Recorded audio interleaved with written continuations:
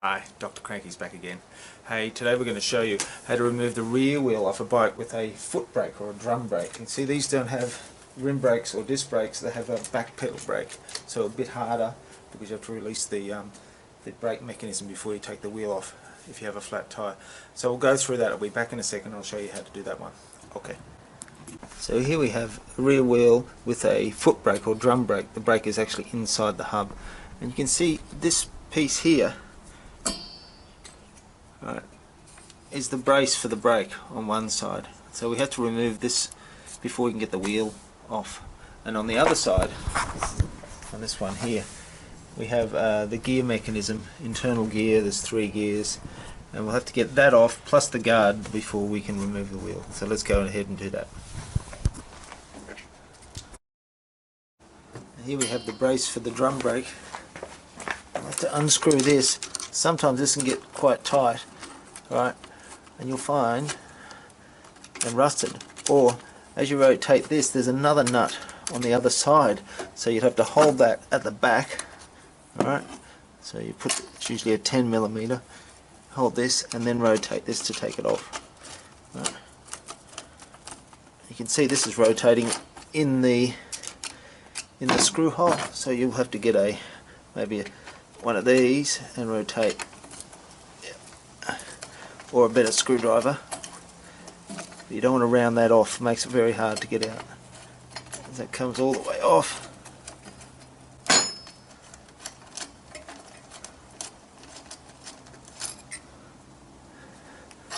I always put this back on, otherwise it's easy to lose. So I put it back on in here and keep it for later. So that's one side. Let's go around to the other side. Here we are on the other side. We need to get to this bolt down here, which means we're going to have to remove the guard. So that's these bolts. Again, you could use a screwdriver, but sometimes they round out, so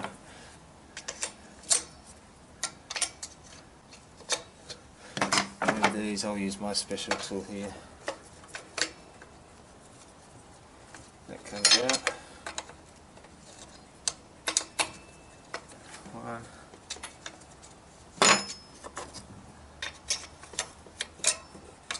And the other one. A bit hard to get to.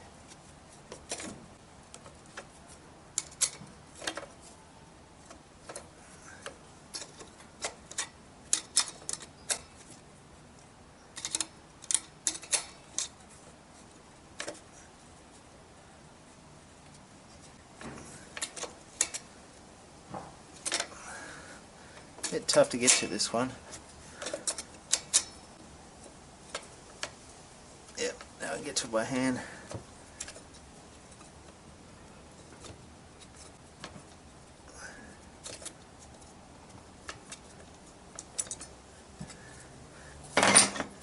Got that guard off, and now it's a matter of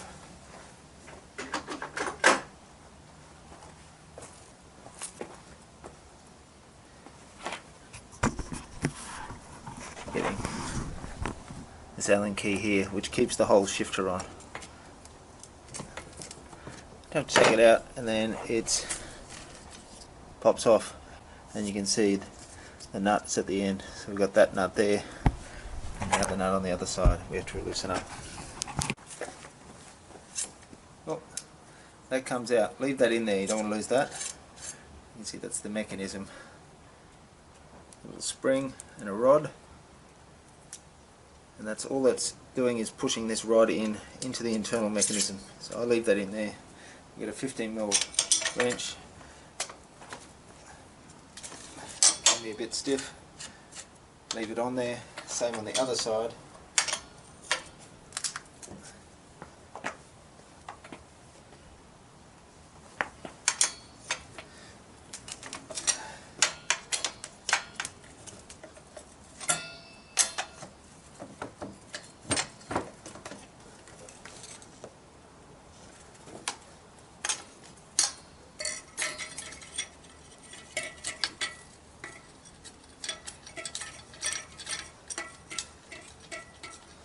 On the other side I've got the stand, so I have to take that off before I can release the. So it means I've taken the nut completely off on the other side. Take the stand off. Put that nut back on so I don't lose it.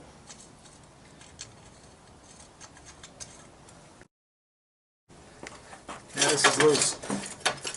If this loose, you can see the chain is inside, so if we loosen this off and bring the chain over the top,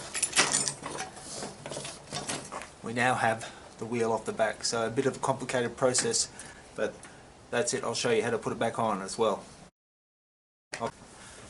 Okay, now I'm going to show you how to put it back on. Alright, so we've got the wheel, we place the tyre or the tube. We need to get this back and around over that cog. Okay, and I release it off the front because we need a bit of room to put it back on. That goes in there. Pop that on, and now we can route this. Oop. So it's on. The thing about these, you need to have the tension right. If this is loose, then the chain can come off the rear cog. Right, so we need to have this tight so it doesn't come off this one when you're riding along. So once we get it to that level, just gently tighten these up, one side and on the other side.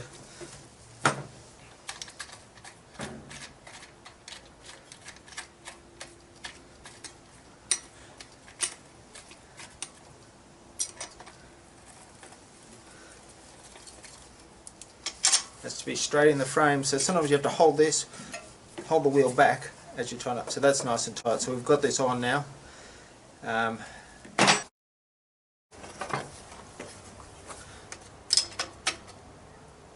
That's tight. Don't lose this. It needs to go in. It needs to stay in there. And then we can put this on. This is the cable. Routes all the way up. Just pops on the end. Fits over the end here. See? Fits over the end. Angle. Tighten this up. And that's steady on there, so we've reattached the gear shifting unit here. That guard can go back on. I usually leave that off. That doesn't do much good for me, so I usually leave those on. And that's set like that. On the other side, I'll show you that in a second. I'll go back to the other side. Here we are back on this side. You see my face.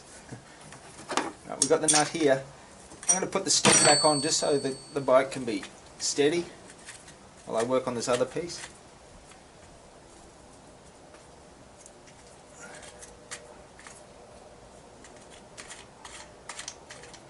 So I'm holding the wheel steady with my hand here in the frame. Alright, this goes forward a bit. Stand.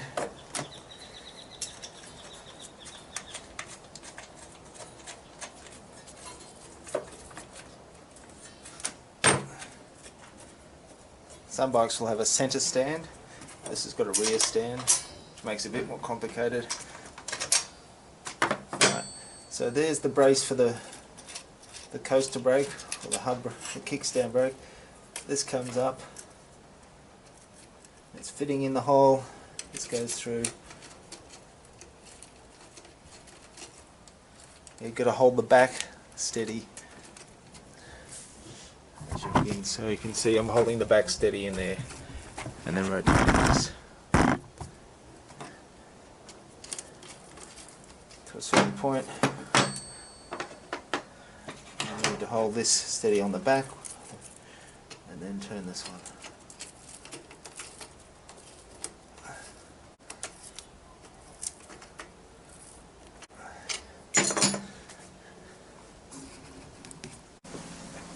Got both sides on now.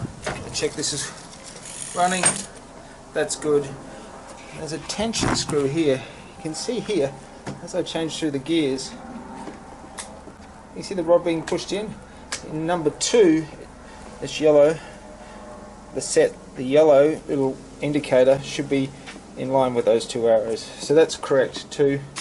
If not, then you have to adjust the cable tension. But that's good. That's 2. That's, you can see it's yellow. Easy, harder.